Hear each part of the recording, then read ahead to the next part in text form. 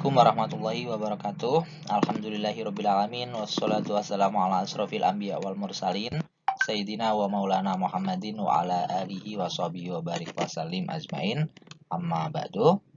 Apa kabar semuanya anak-anakku? Semoga kalian dalam keadaan sehat walafiat, tanpa kekurangan suatu apapun. Dan semoga pembelajaran daring kita kali ini kalian tetap keadaan sehat, tetap semangat belajarnya, dan makin semangat ya di rumah walaupun belum ketemu di sekolah nggak apa-apa. Yang penting kalian tetap semangat belajar dan dalam keadaan sehat walafiat. Pertemuan kita ketiga kali ini akan membahas tentang hukum bacaan mad badal, mad tamkin, dan mad farqi. Kemarin kita sudah membahas tentang mad silah qasirah dan mad silah tawilah. Dan kali ini pertemuan kita akan membahas tentang hukum bacaan mad badal, mad tamkin, dan mad farqi. Bismillahirrahmanirrahim. Hukum bacaan mad badal. Cabang hukum mad farqi selanjutnya adalah mad badal. Secara bahasa, mad itu artinya panjang. Ya. Jadi secara bahasa mad itu panjang. Badal berarti adalah pengganti, ya. Badal itu artinya pengganti. Sedangkan menurut istilah, mad badal adalah berkumpulnya mad dengan hamzah dalam satu kalimat, ya. Berkumpulnya mad dengan hamzah dalam satu kalimat. Tetapi posisi hamzah lebih dahulu daripada mad, ya. Artinya ada hamzah dulu baru huruf mad. Atau apabila ada hamzah mati terletak setelah hamzah hidup, atau ada hamzah mati tapi terletak setelah hamzah yang hidup, ya, itu namanya mad badal. Mad badal juga disebut sebagai pengganti hamzah yang dihilangkan. Mad badal, ingat, juga disebut sebagai pengganti hamzah yang dihilangkan. Karena apa? Karena yang sebenarnya huruf mad yang ada tadi asalnya adalah hamzah yang jatuh sukun kemudian diganti menjadi ya, alif, atau wawu, ya. Sebagai berikut penjelasannya biar kalian paham, perhatikan baik-baik, ya. Jika huruf hamzah yang pertama berbaris fathah, ya, kalau ada hamzah yang pertama kok harokatnya fathah, maka yang kedua ini diganti menjadi huruf alif. Ya, seperti apa? Seperti yang kalian lihat ini, perhatikan baik-baik. Hamzah di depan, di harokat fathah, ya, a. Asalnya adalah hamzah berbentuk fathah, terus ada hamzah lagi. Misalnya contohnya apa? Man amanah, ya. Man amanah, asli katanya adalah man amana, ya. Ada hamzah, ya. Maka dari itu hamzah mati, kemudian hamzah yang mati, hamzah yang kedua ini diganti menjadi alif karena letaknya sesudah hamzah hidup lalu dibaca panjang man amana, ya. Man amana, gitu, ya. Jelas? Kemudian yang kedua adalah jika huruf yang pertama berbaris kasroh, ya, ada hamzah yang pertama berbaris kasroh, maka yang kedua diganti menjadi huruf ya. Kalau ada dua hamzah, yang pertama harokatnya kasroh, maka huruf hamzah yang kedua diganti menjadi ya, ya. Seperti contoh i, ya. Yang asal mulanya adalah huruf i. Contohnya imanan, ya. Lafaz aslinya adalah imana. Selanjutnya hamzah di kedua diganti dengan huruf mad yaitu ya yang menjadi penggantinya atau badal sehingga menjadi imana, ya. Paham sampai sini? Pokoknya kalau ada hamzah yang pertama kok harokatnya kasroh, maka berarti yang kedua harus diganti dengan ya. Kemudian yang ketiga adalah jika huruf yang pertama berbaris dhammah, ya, ada hamzah harokatnya dhammah, maka yang kedua ini diganti menjadi huruf wawu. Ya, U. Yang asal mulanya adalah huruf hijaiyah U. Contohnya utia. Lafaz ini aslinya adalah a u utia ya, utia.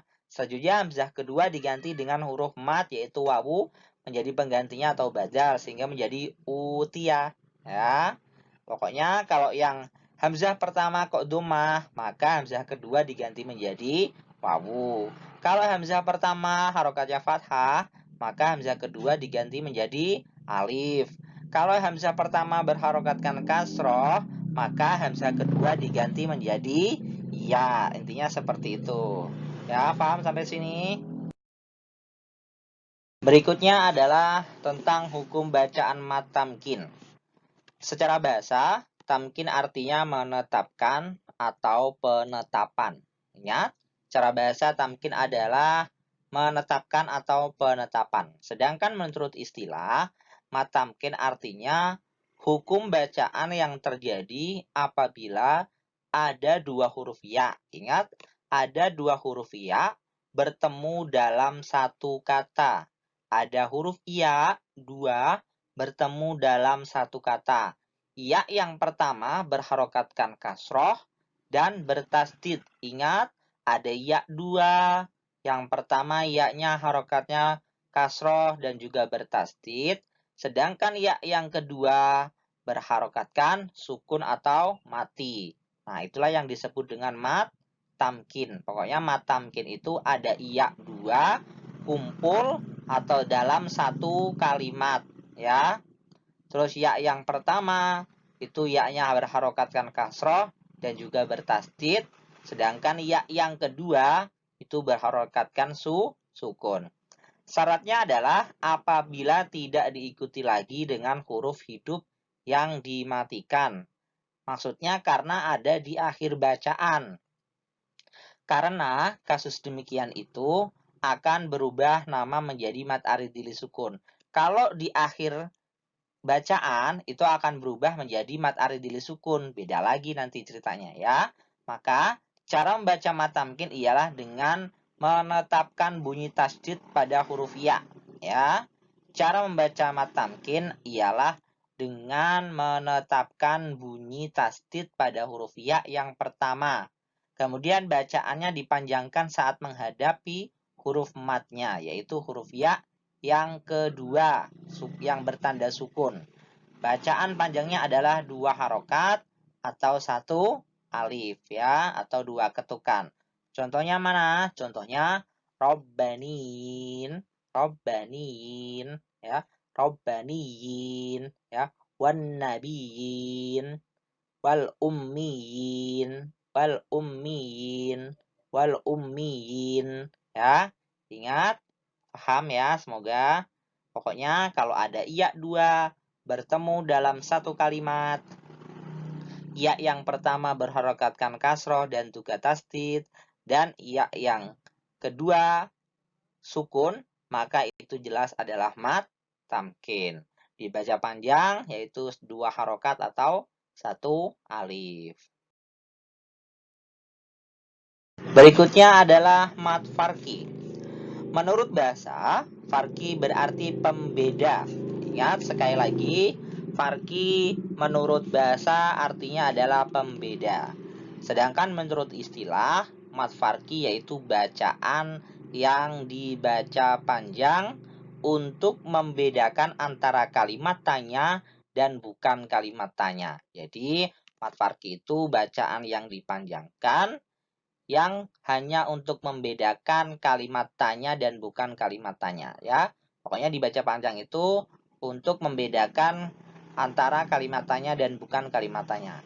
Dengan demikian, dipanjangkannya lafaz tersebut dimaksudkan untuk menunjukkan bahwa kalimat tersebut merupakan kalimat tanya. Dipanjangkan itu tujuannya supaya menunjukkan bahwa kalimat tersebut yang dipanjang itu adalah kalimat tanya. Sedangkan lafal yang dibaca pendek bukan kalimat tanya. Ya, jadi yang dibaca pendek itu bukan kalimat tanya. Mat farki dibaca dengan panjang 3 alif atau 6 harokat. 3 alif atau 6 harokat itu panjangnya. Ketika melafalkan hamzah istifham, kemudian ditasdidkan pada huruf idgham syamsiyah, ya, di kalimat berikutnya, bacaan yang mengandung mad farqi dalam Al-Quran hanya ada 4 tempat saja. Ingat, bacaan mad farqi dalam Al-Quran itu cuma ada 4 tempat saja. 4 tempat tersebut di mana aja? Nah, ini dia 4 tempat yang ada di dalam Al-Quran. Yang pertama ada di dalam surah Al-An'am ayat 143 yang berbunyi Kul adzakaraini, ya. Kul adzakaraini. Nah, itu adalah contoh daripada mad farqi. Yang pertama ada di surah Al-An'am ayat 143. Yang kedua juga ada di surah Al-An'am, sama. Ayatnya berbeda, tadi 143, sekarang adalah 144, tapi sama, ya, berurutan 143 sama 144 sama dalam satu surah yaitu Al-An'am, sama kul adzakaraini, ya. Kul adzakaraini, ya.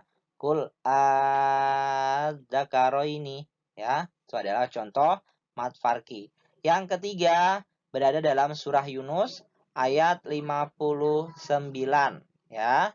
Ingat, dalam surah Yunus ayat 59 berbunyinya kul Allahu, ya. Kul Allahu, ya.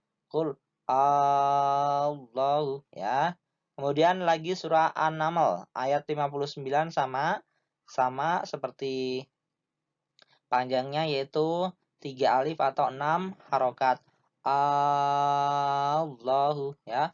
Allahu, ya. Itu adalah contoh-contoh daripada mad farqi yang berada di 4 tempat, ya. Semoga kalian paham, ya. Bisa kalian praktekkan. Alhamdulillahirrabbilalamin. Selesai sudah pembahasan kita hari ini, yaitu tentang mad badal, mad tamkin, dan mad farqi. Semoga apa yang kita pelajari hari ini bisa bermanfaat bagi kita semua. Bisa kalian praktekkan dalam kehidupan sehari-hari, dalam membaca Al-Quran bisa kalian praktekkan, yaitu mad badal, cara bacanya bagaimana, panjangnya bagaimana, kemudian mad tamkin, ya, mad farqi. Semoga bisa kalian praktekkan ketika kalian baca Al-Quran dan bisa bermanfaat dan bisa kalian ajarkan ke teman-teman, keluarga, dan saudara-saudara kalian. Akhirnya, dan jangan lupa nanti ada tugas di KI 3 dan juga KI 4. Kalian harus kerjakan, kalian lihat instruksinya setelah mendengarkan materi ini, ya. Kalian lihat baik-baik nanti instruksinya di KI 3 dan KI 4. Kalian selesaikan tugasnya hari ini juga. Tidak ada yang terlewatkan. Saya harap, ya. Akhirnya, wabillahi taufiq wal hidayah. Wassalamualaikum warahmatullahi wabarakatuh.